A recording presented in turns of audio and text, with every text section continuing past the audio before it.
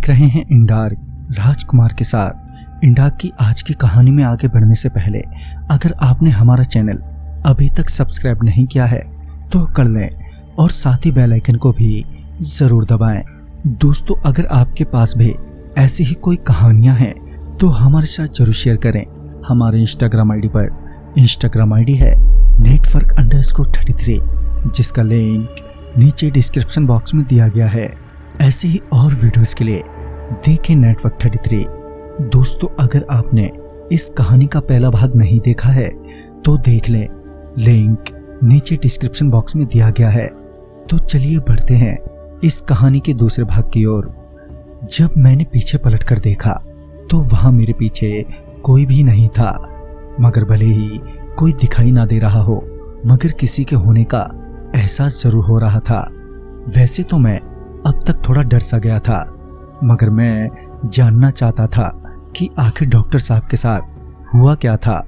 लिहाजन मैं उनके पास जाकर बैठा और उनसे पूछा, डॉक्टर साहब, आपके और आपके परिवार के साथ क्या हुआ था?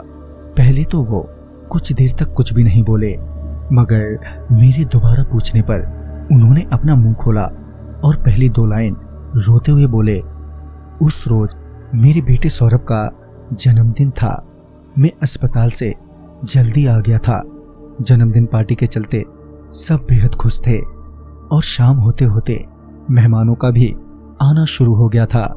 देर रात जब हम सभी लोग पार्टी में व्यस्त थे तो उस वक्त बार बार मुझे एक अननोन नंबर से कॉल आ रहा था, मगर पार्टी के चलते मैं उस कॉल को बार बार अनदेखा किए जा रहा था।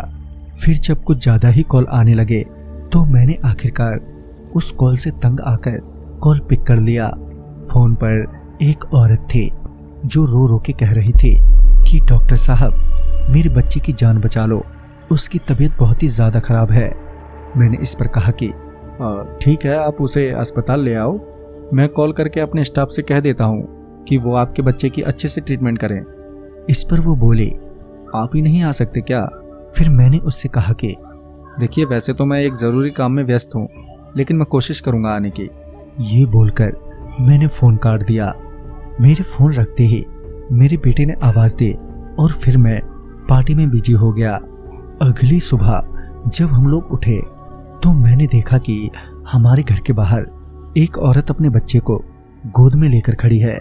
जब उस औरत से पूछा कि क्या बात है, तो इस पर उस औरत ने पहले तो उस बच्चे को मेरे पाँव के पास रखते हुए बोली, तुमने ही मेरी बेटी की जान ली है, इसे अभी वापस ठीक करो, नहीं तो कोई नहीं बचेगा। मैंने बच्चे की जांच की तो वो सच में मर चुका था।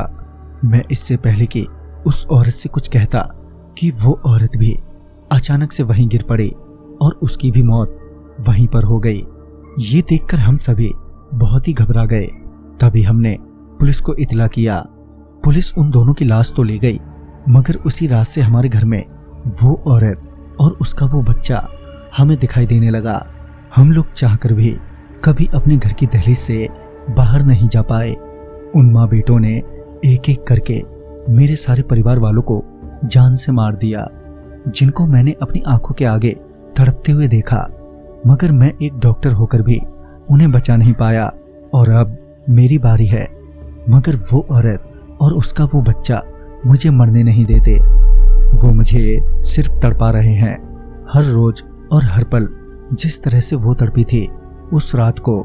दोस्तों, ये सुनकर मेरा भी दिल रोने को हो गया था, मगर डॉक्टर साहब घर के बाहर क्यों नहीं जा पा रहे थे, ये मेरी समझ नहीं आया। मैं उनकी व्हीलचेयर को धकेलते हुए उस घर से बाहर लाने लगा कि तभी किसी ने मुझे बहुत जोर से उठाकर नीचे पटक दिया। क्योंकि मैं पीठ के बल गिरा था तो मुझे पीठ में बहुत दर्द महसूस होने लगा। मैंने अभी अपने आप को संभाला ही था कि मुझे सामने वही बच्चा और एक औरत रोती हुई नजर आई, जो अपना सिर नामे हिलाते हुए कुछ कह रही थी, मगर मुझे उस वक्त कुछ भी सुनाई नहीं दे रहा था। तभी उस बच्चे ने मेरा पांव पकड़ा और एकदम से घर के बाहर फेंक दिया। मैं उस घर के बाहर गिरते ही बेहोश हो गया था। जब मेरी आंख खुली तो मैं अस्पताल में था। मेरी पीठ में गहरी चोट आई थी। लगभग 15 दिनों के बाद मैं अस्पताल से डिस्चार्ज हुआ। मैंने इस बारे में किसी को कुछ भी नहीं बताया, क्योंकि मुझे लगा इस बात को छुपाने में ही सबकी भलाई है। तो दोस्तों, इस कहानी में बस इतना ही।